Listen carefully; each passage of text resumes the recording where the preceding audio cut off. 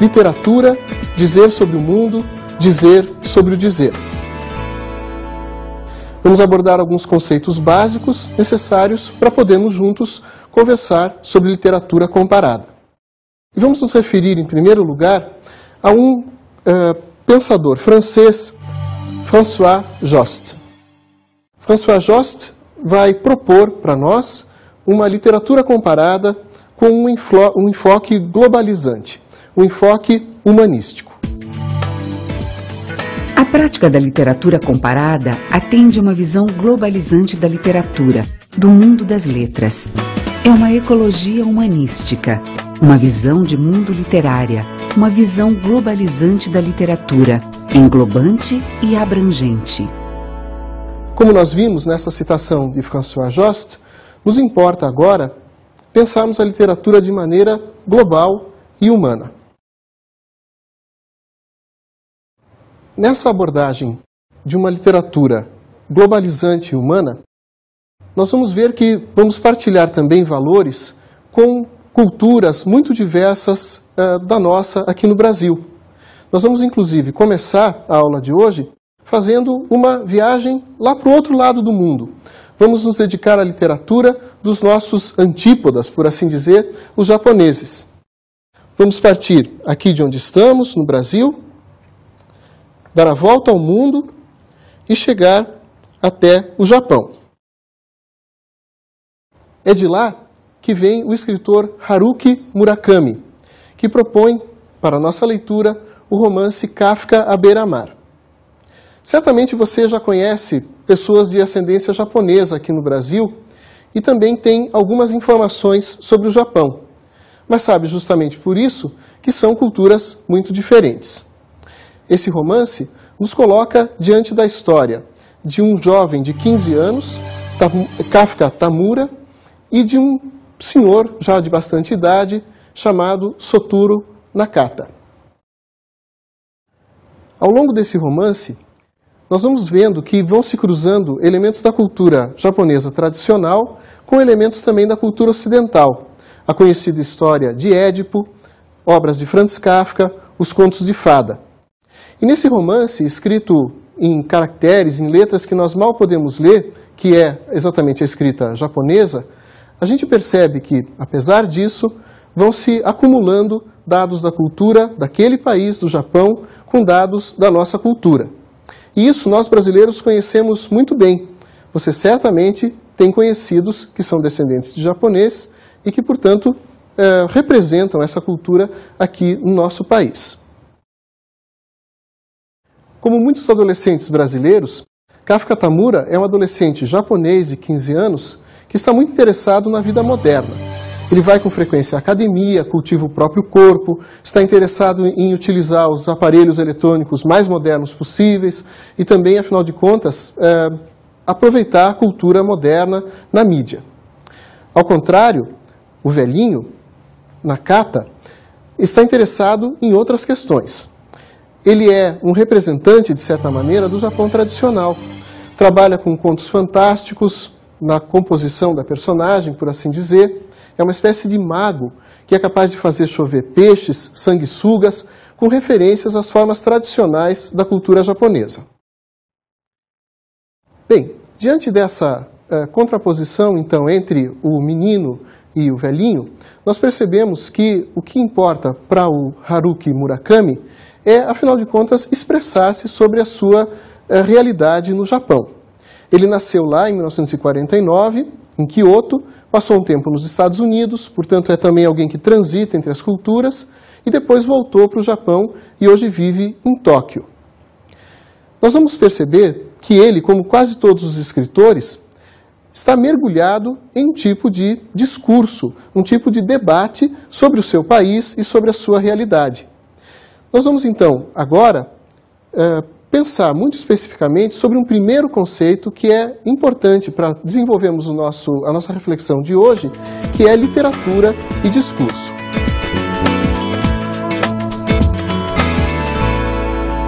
Quando falamos em discurso aqui, não estamos pensando em conceitos que são próprios à linguística ou à psicologia. Vamos usar discurso num sentido bem específico, que vem de uma corrente filosófica alemã chamada Escola de Frankfurt.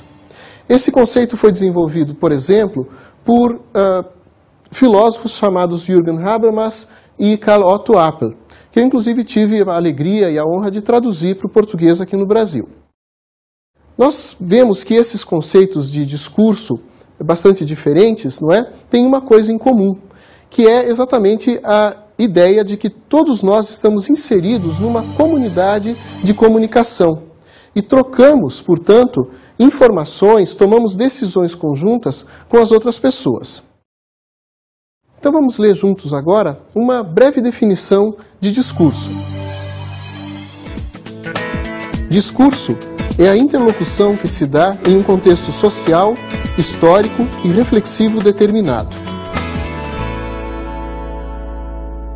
Bem, então, como vimos, essa noção de discurso nos lança dentro de uma comunidade de comunicação. É como se cada um de nós participasse de uma comunidade, partilhasse exatamente uma conversa que vamos tendo o tempo todo. Isso não se dá apenas quando falamos. Isso se dá também, por exemplo, quando compramos um livro. Quando vamos à livraria, escolhemos um romance, o lemos e passamos a avaliá-lo. Se nós recomendamos esse livro para algum colega, para algum amigo nosso, nós também estamos divulgando o livro adiante, falando sobre ele. Essa dinâmica que vai se estabelecendo exatamente no discurso literário envolve vários outros atores. Nós temos também, antes da compra do livro, aquele editor que produziu o livro, naturalmente a pessoa que o escreveu. Nós temos também comentadores desse livro que talvez nos tenham levado, inclusive, a comprá-lo. Nós temos todo o ambiente que produz o livro, as editoras, toda a máquina de distribuição.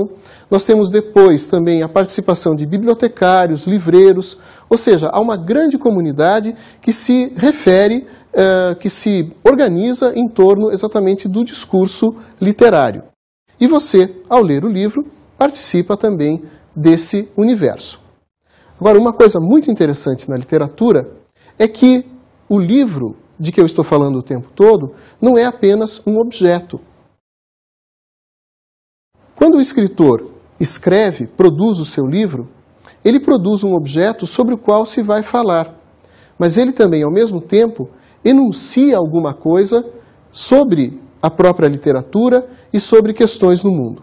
Portanto, é algo muito específico da literatura participar de um discurso, ao mesmo tempo como um objeto que se organiza em torno do discurso e como uma voz que se manifesta sobre o próprio livro e sobre as coisas que interessam as pessoas de maneira geral. O livro, então, esse produto cultural que integra a comunidade de comunicação e representa a voz discursiva do escritor, também, na verdade, passa por uma série de avaliações e entra, assim, em debate com uma série de interlocutores. Um dos interlocutores mais importantes para a avaliação do livro, para a manifestação sobre ele, é, por exemplo, o resenhista. Vamos acompanhar agora a voz de um comentador do livro de Haruki Murakami, numa matéria que saiu na revista Cult. Haruki Murakami vai armando sua história da forma encantatória que lhe é peculiar, contando com recursos do policial, da ficção científica, do fantástico. Esse leque de influências e o fato delas serem esmagadoramente estrangeiras faz críticos e autores do establishment literário nipônico torcerem o nariz para Murakami. Mas o público o adora.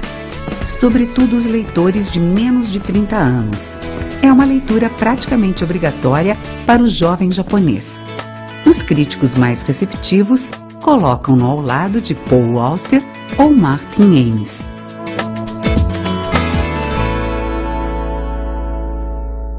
Como vimos então no texto de Galvão, o próprio resenhista percebe que Haruki Murakami integra um grande debate que se dá lá no Japão.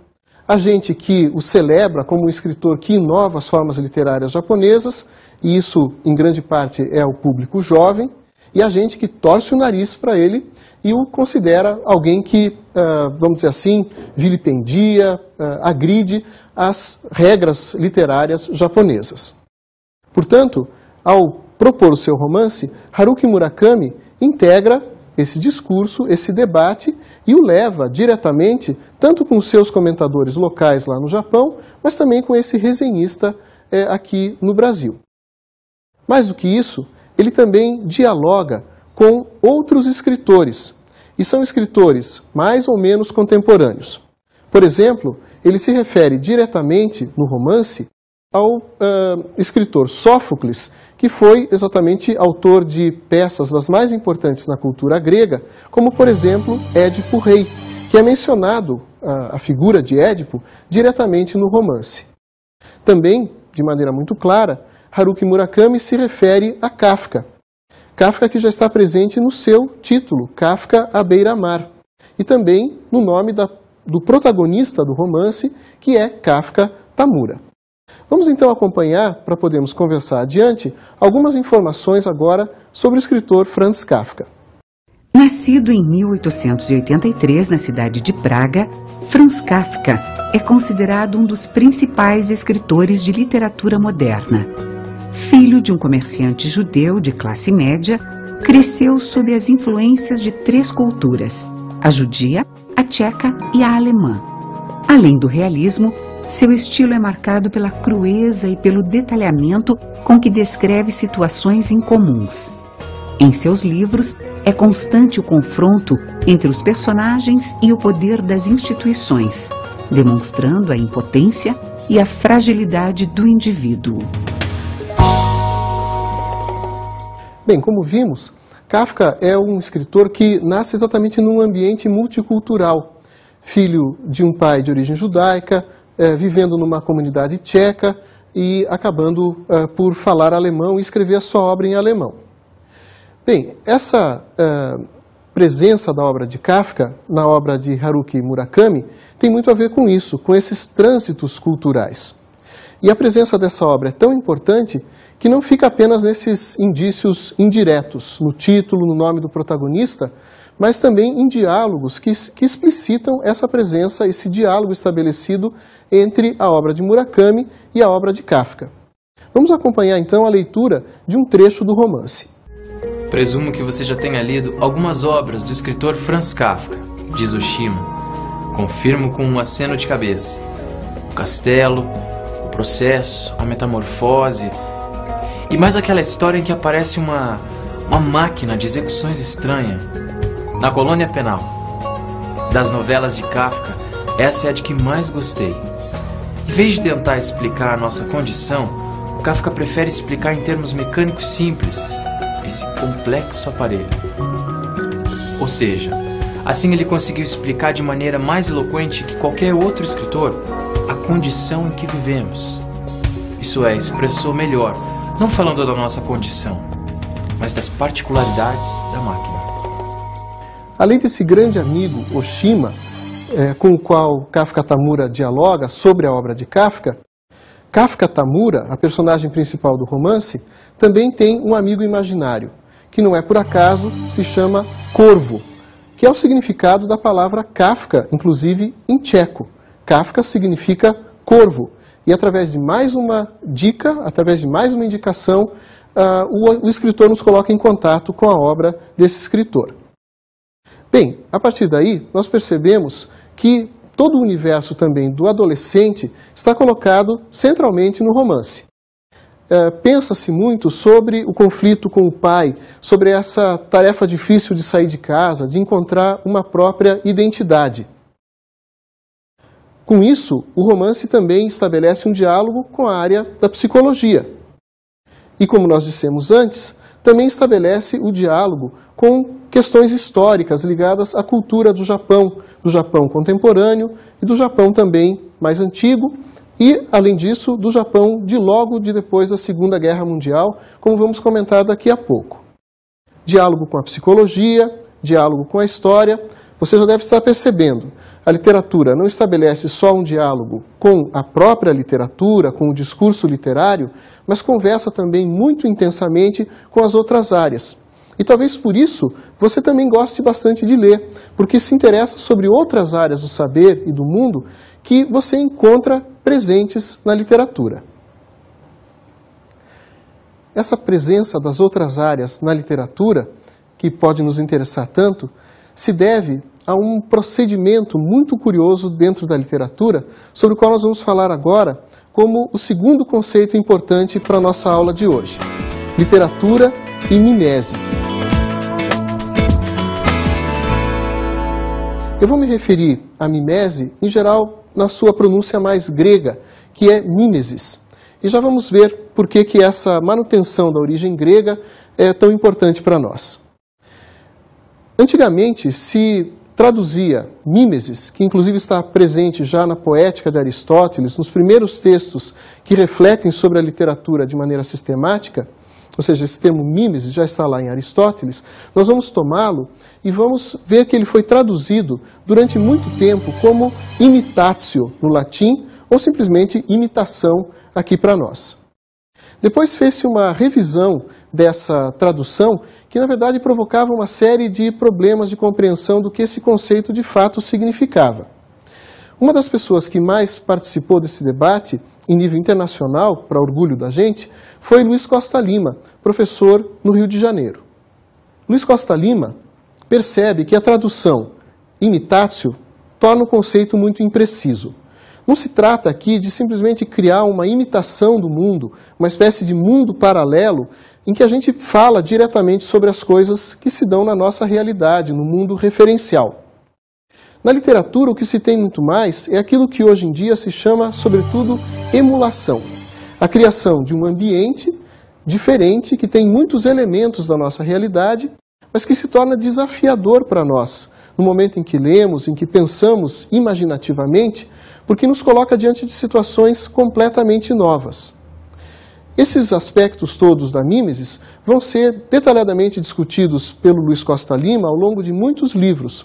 E nós vamos agora nos debruçar sobre algumas contribuições dele para entender melhor esse conceito.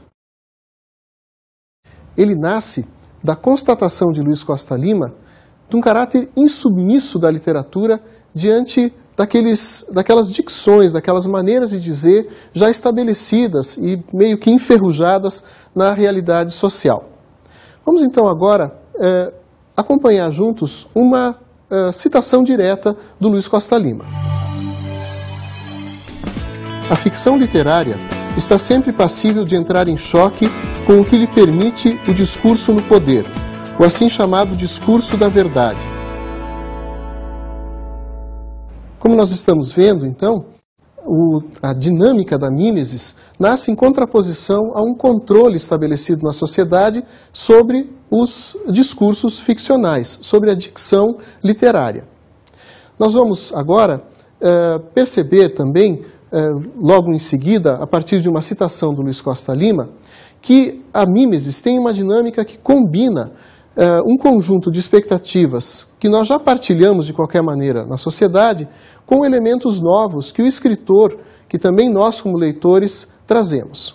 Ou seja, a partir de um horizonte de expectativa comum que nós temos, é que se estabelece a comunicação possível através da literatura entre nós. Vamos então passar agora à leitura, à audição de um texto do Luiz Costa Lima. Todo fenômeno é recebido pelo agente humano de acordo com um conjunto de expectativas, apreendido a partir da cultura a que o agente pertence.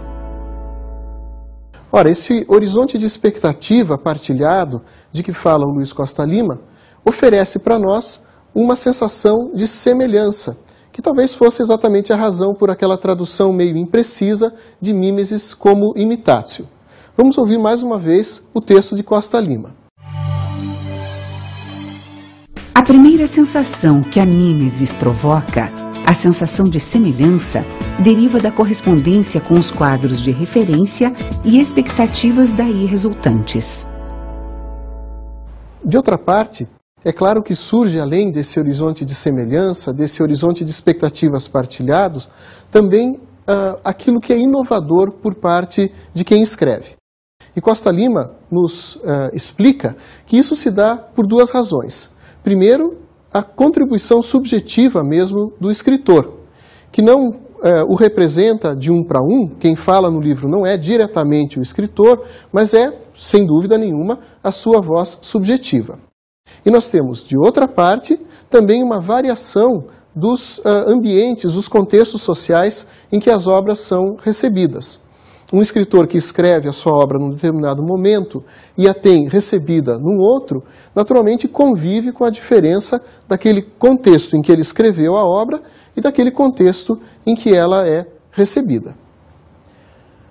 Como é que se dá essa contribuição, então, afinal de contas, essa contribuição inovadora dessa subjetividade do escritor para os debates de que ele participa e para os contextos diversos que ele encontra?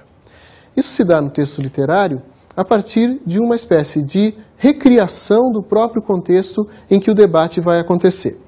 Vamos voltar para o nosso romance do Haruki Murakami. Lá, o Murakami se posiciona de maneira muito clara, muito provocativa, muito crítica, diante do papel do Japão na sociedade contemporânea. Nós percebemos que essa é uma ferida muito delicada para o Japão moderno, porque o Japão se desenvolveu desde o final da Segunda Guerra Mundial a partir de um desenvolvimento econômico bastante intenso, mas que passou rapidinho uma borracha sobre o passado negro que esse país tinha. Porque todos nós sabemos que o Japão, junto com a Itália, formou um trio, digamos assim, de países que estavam fundamentalmente apoiando a Alemanha nazista. Logo depois da Segunda Guerra Mundial, depois de todos os crimes descobertos cometidos por Adolf Hitler pelo nazismo, o Japão também ficou muito vinculado a essa imagem extremamente negativa daqueles que foram vencidos na Segunda Guerra Mundial. Afinal de contas, isso foi uma mácula, uma mancha, um problema para o Japão durante muito tempo. E Murakami, no seu romance, quando fala sobre a história do menino de 15 anos e do velho, também coloca essa questão no centro das reflexões sobre o seu romance. Isso se dá, por exemplo, de uma maneira indireta, mas muito clara, quando ele descreve com requintes de sadismo a morte que é imposta a uma série de gatos, exatamente esses gatos com os quais o Satoru Nakata conversava. Esses gatos são mortos por uma outra personagem, que é uma personagem que nos lembra, por causa dos requintes de crueldade, exatamente aqueles carrascos nazistas que nós conhecemos também de filmes, de documentários, e que impunham a morte desumana a uma série de pessoas. Bem, o Haruki Murakami, ao conversar sobre essa questão, no seu romance, ao figurá-la, através de imagens, de metáforas, também traz essa pergunta de novo para os seus leitores, japoneses ou não. E, de uma maneira muito interessante, ele não assume uma postura definitiva, porque não é essa a proposição da literatura. Murakami não coloca a sua opinião pessoal de uma maneira contundente e única. O que ele faz é levantar uma série de questões e, de certa maneira, se divide enquanto sujeito a partir de uma série de vozes que são colocadas no romance e que manifestam as suas diversas opiniões sobre esse problema tão delicado. Luiz Costa Lima também fala, em determinado momento da sua obra, de uma refração do eu. Vocês lembram quando a luz entra no prisma, naquela figura geométrica, ela se divide em uma série de raios. E o Luiz Costa Lima usa essa imagem muito bonita para nos explicar melhor o que acontece com o sujeito, a subjetividade do escritor. O escritor, de certa maneira, lança um raio subjetivo sobre o seu texto e, a partir de uma série de opiniões diferentes, torna-se plural, apresenta uma série de posições diferentes sobre determinados assuntos que ele comenta. Bem, nós estamos falando de coisas aqui muito sérias, não é? A história de um país, a história de milhões de pessoas, a imagem do Japão diante do mundo, do Japão moderno, do Japão tradicional. Literatura, portanto, tem muito pouco de brincadeira. Literatura também fala de coisas sérias.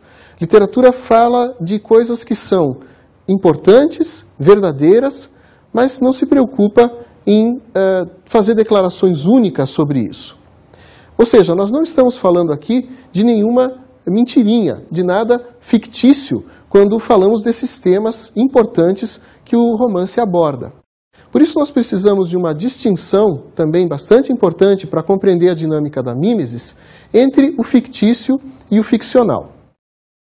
Fictício é aquilo que, submetido a um teste de verdade, acaba se revelando como mentira.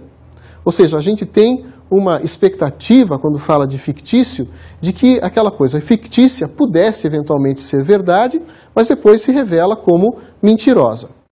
Mais importante para a literatura é o conceito de ficcional. No ficcional, na ficcionalidade, não existe essa expectativa de comprovação de que algo seja falso ou verdadeiro.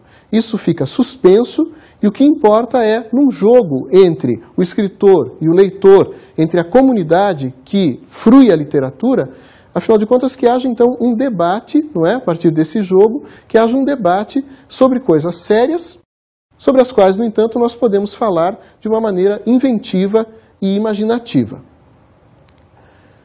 Vamos ouvir dois colegas que produziram um livro muito interessante, muito bom, sobre uma introdução à literatura, à teoria literária, o que eles têm a dizer sobre a distinção entre fictício e ficcional. Ficção não é sinônimo de falsidade, mas de suspensão do limite que separa os conceitos de falso e de verdadeiro.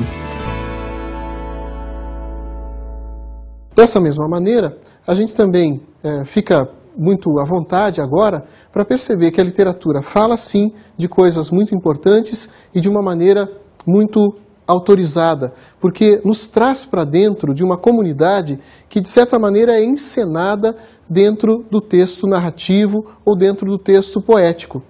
Ou seja, nós tratamos de coisas muito concretas, figuradas de uma maneira muito concreta, e estamos falando sobre problemas relevantes e questões muito importantes, também para além do mero entretenimento e da mera diversão que, em geral, a gente associa à literatura. Quantas vezes você ouviu, você está lendo um romance, então talvez esteja apenas descansando. E, na verdade, não, você estava também participando de um debate, provavelmente muito sério, não é, sobre coisas relevantes para todos nós. Como é, afinal de contas, que a literatura opera essa possibilidade de nos trazer, de maneira concreta, para um debate importante dentro de um ambiente ficcional? Para entendermos isso, vamos precisar agora de um terceiro conceito com o qual nós vamos fechar a aula de hoje, que é o conceito de estética. Vamos pensar, portanto, sobre a relação entre literatura e estética. Estética vem do grego aesthesis. E nós conhecemos essa palavra também num outro contexto, que é no da palavra anestesia. Quando você vai ao médico e toma uma anestesia, espero que não aconteça, você acaba sentindo que o seu corpo fica exatamente sem nenhuma sensação. An é sem, estesia, a estesis, é sensação. Ou seja, estética, a estesis, é exatamente essa dimensão da literatura que trabalha justamente de maneira direta com as sensações físicas, a visão, a audição, o tato no nosso corpo. É muito comum nós ouvirmos um poema, às vezes até em língua estrangeira, e percebemos como a sonoridade desse poema é muito peculiar. Ou seja, nós não estamos mais ocupados com o conteúdo do texto, mas estamos ocupados com a sua sonoridade. Temos ativado em nós o sentido da audição. Da mesma maneira também, nós podemos olhar para um determinado texto e perceber a sua dimensão gráfica. E, portanto, não estamos pensando no conteúdo daquelas letras, mas estamos vendo a sua forma, estamos deixando que se ative em nós o sentido da visão. Para exemplificarmos isso, vamos ver agora um poema animado, um poema que foi feito com recursos gráficos bastante modernos, do grande poeta Augusto de Campos. Esse poema se chama Sem Saída. Esse poema é absolutamente interativo. Primeiro aparece uma confusão na tela de inúmeras palavras, e depois o leitor vai, com mouse mexendo na tela do computador e vai formando uma série de frases. A estrada é muito comprida. O caminho é sem saída. Curvas enganam o olhar. E assim por diante. As frases vão aparecendo na tela, você vai clicando e lendo todas essas frases, até que no final você lê, nunca saí do lugar. E o mouse gruda na palavra lugar, que pode ser mexido para todos os lugares.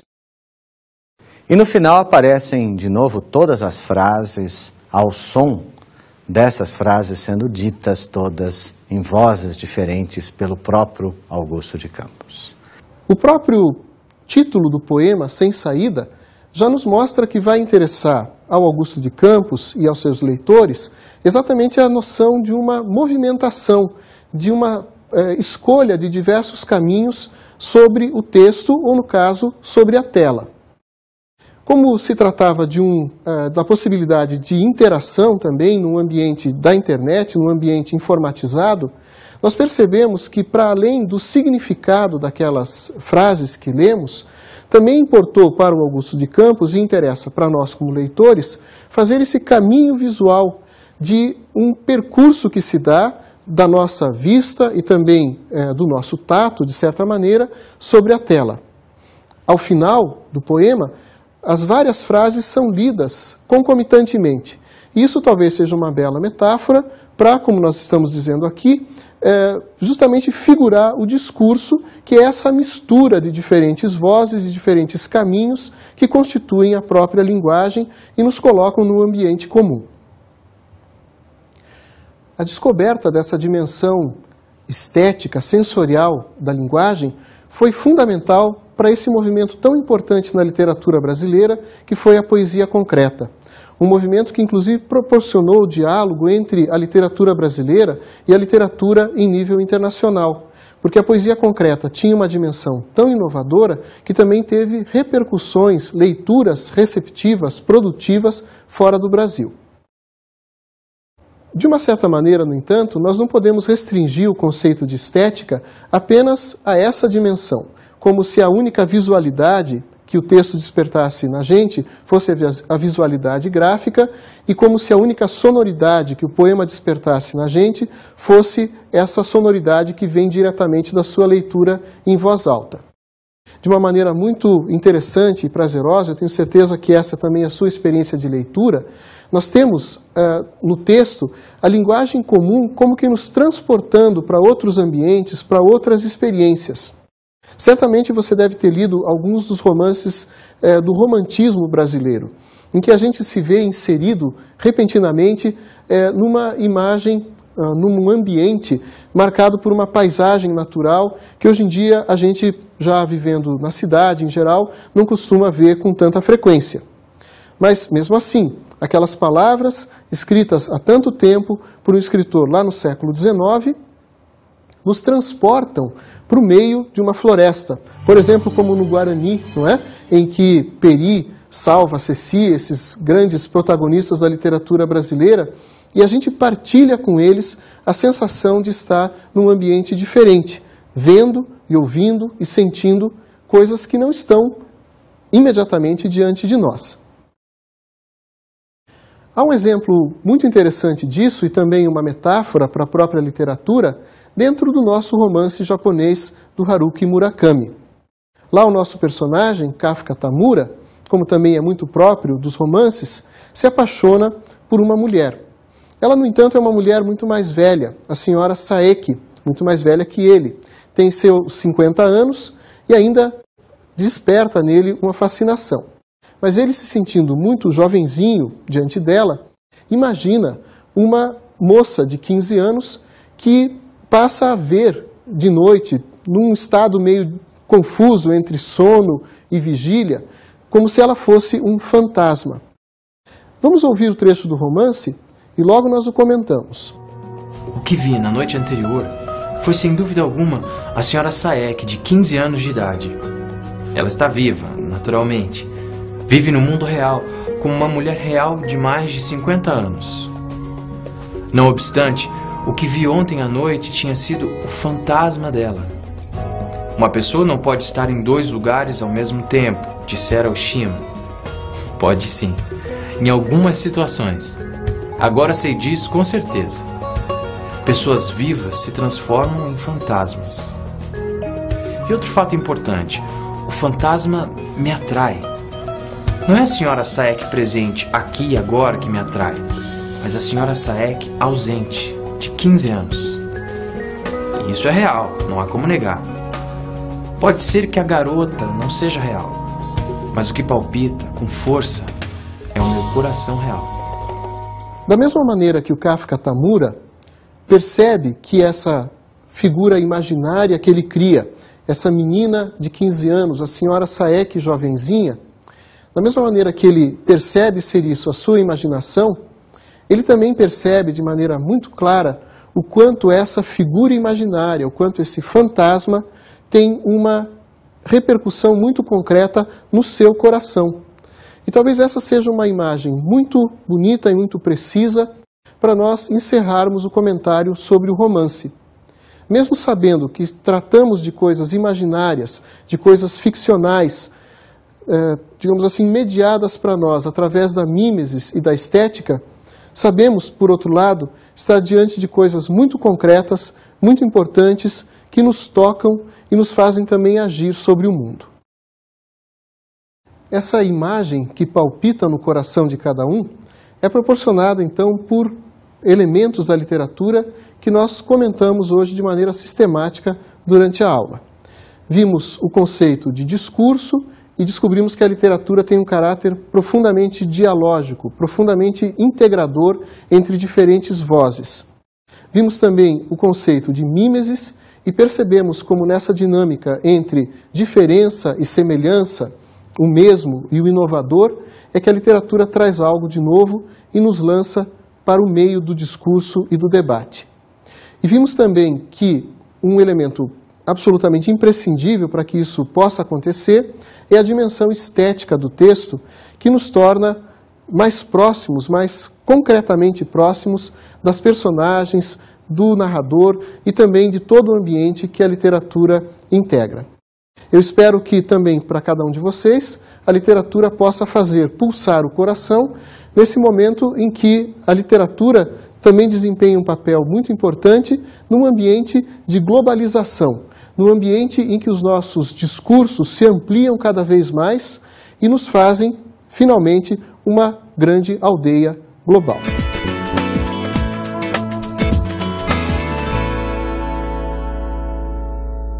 Para complementar e enriquecer a aula de hoje, quero sugerir a vocês o livro Sujeito, Tempo e Espaço Ficcionais, dos colegas Luiz Alberto e Silvana, que são professores da Universidade Federal de Minas Gerais.